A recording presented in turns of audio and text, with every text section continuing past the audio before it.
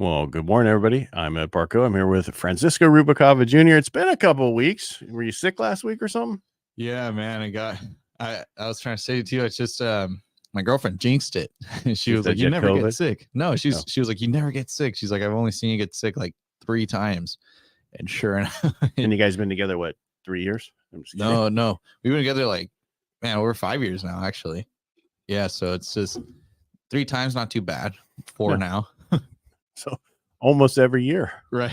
Yeah, no, but Right. yeah, no, it's just been interesting though, seeing how the market's still chugging along and everything, right? I know, even though rates are horrible Yeah. compared to what we're used to, but they're still better than 1980. So have you seen those videos and all that stuff yet? All over the place No, they're talking like, about it. Yeah. So the real estate industry has come to a halt because the interest rates are so high and nobody can afford the 85,000 median price home these days. yeah, no, it's And we're kind of in the same situation. So well, it's smart people are still buying, but it's really getting harder. And when I know we were talking beforehand about what I want to get into it in a second, but I don't know if you heard, but I heard it last week. I talked about it on Friday that Fannie is allowing you to buy an investment property with 5% down if you're living in one of the units.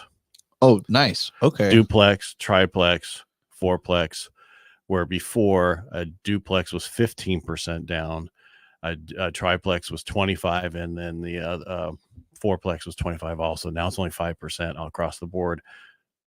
So that's huge for people these days who want to buy a piece of property, and now they can get help making the payments with other renters. We can only use 75% of the rent, but you get to use all of it towards your payment.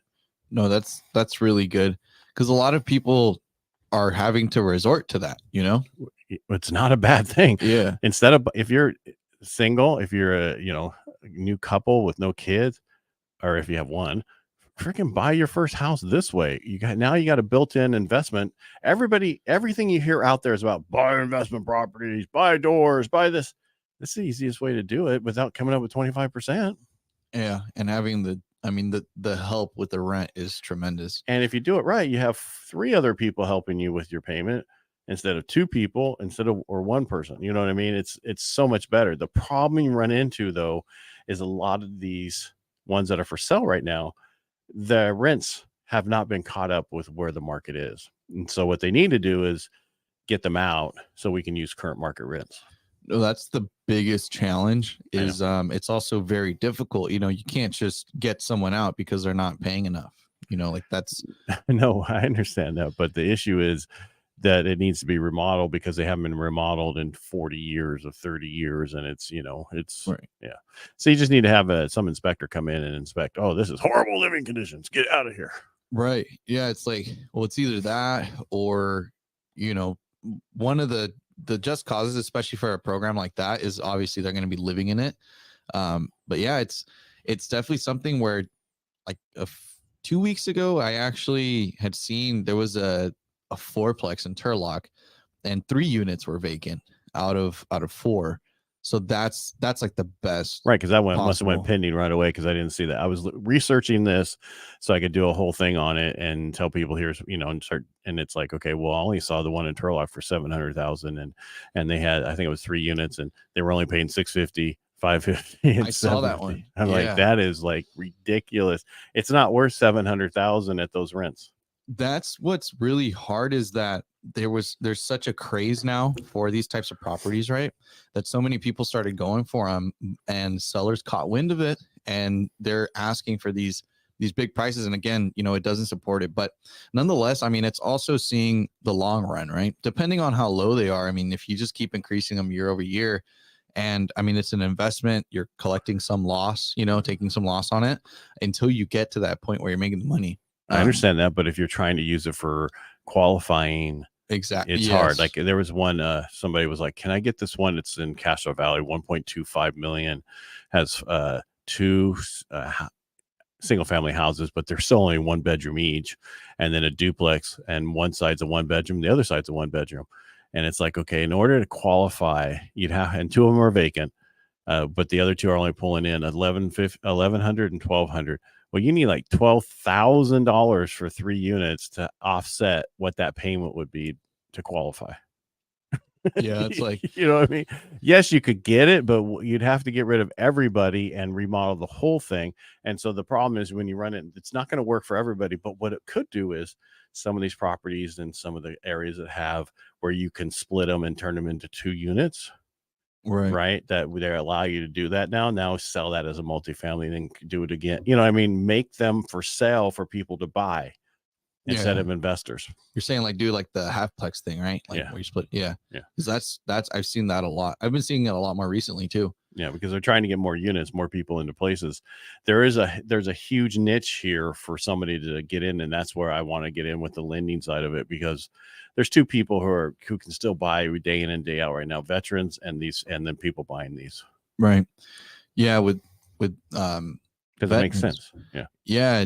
I mean, with veterans too, I think it's kind of like I had a veteran call me the other day actually, and they were inquiring about like mobile homes, and I'm like, well, unfortunately you can't use anything like that unless if it's on a fixed foundation, right? Correct. It has to be, you have to own the land too. Yeah. And that's where I told them, but at the end of the day, it's also, when you really run the numbers on a mobile home, when you have the higher rate, and then also you're talking in the park. Right, exactly. A mobile home in a park. Yeah. It's just it's I think it only makes sense to buy a mobile home in a park if you're buying it outright cash. Yeah, and all that's you're worrying the only about way. Yeah, is the space rent. And you might as well rent them. Exactly. And I mean, but I own the mobile. That's what I try to tell people too, is like, I feel bad. I mean, I had a guy, he bought 2 mobile homes in a park one time, and one of them was for his family, and then one of them was for his mother-in-law. He went in there, fixed it up, spent like 50 grand on it. He bought the mobile home probably for like, and then he got it really cheap, like 30. He put 50 into it. When we sold it, and this is years later, it only sold for like, it was 85. And I mean, he was like, I honestly got him over what I thought it was going to appraise for. Well, it's just personal property. It's not a real home. Exactly. It's not real estate. That's the problem. They sell those originally like that through the DMV. I'm not kidding. That's how it's sold. The serial number and everything. Yeah.